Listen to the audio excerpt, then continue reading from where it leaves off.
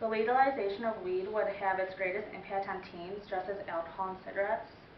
Alcohol illegal for those under 21 and tobacco products illegal for those under 18 are nonetheless the psychoactive substances most widely abused by adolescents. During 2003, 47.5% of 12th graders reported using alcohol in the past 30 days and 24.4% reported smoking cigarettes in the past 30 days.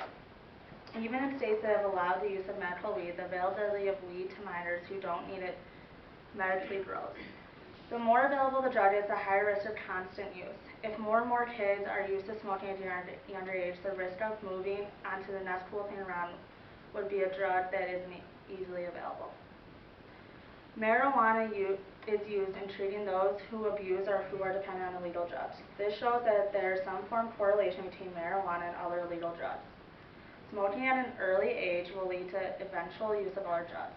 A rat study conducted by Yasmin Hurd, professor of psychiatry, pharmacology, and biological chemistry at the Mount Sinai School of Medicine, New York, found early exposure to THC, the psychoactive ingredient in marijuana, led to a greater sensitivity in heroin in adulthood.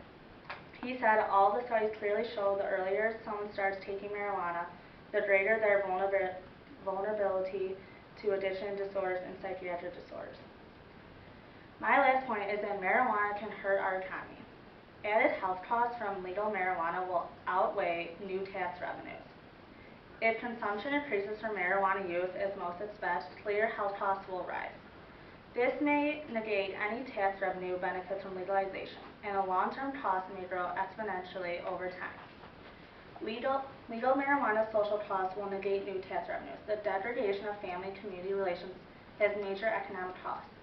These are important support networks. If marijuana disrupts them even marginally, the government becomes obliged to support those whose such social networks and communities have weakened due to marijuana use. After stating these explicit reasons about marijuana, including its health risks, the effects it will have on our younger population, and the outcome because of it, and how it will greatly affect our economy, I repeat that marijuana should not be legalized in Illinois, and it should continue to be an illegal drug within our society and the United States. Okay.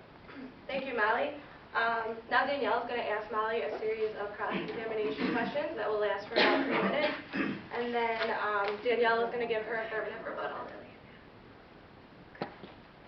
You state that marijuana is an addictive drug, but wouldn't you say that having alcohol and cigarettes in our economy, especially in how easily accessible and addicting they are, should be a much more serious issue over enforcing marijuana to be legal?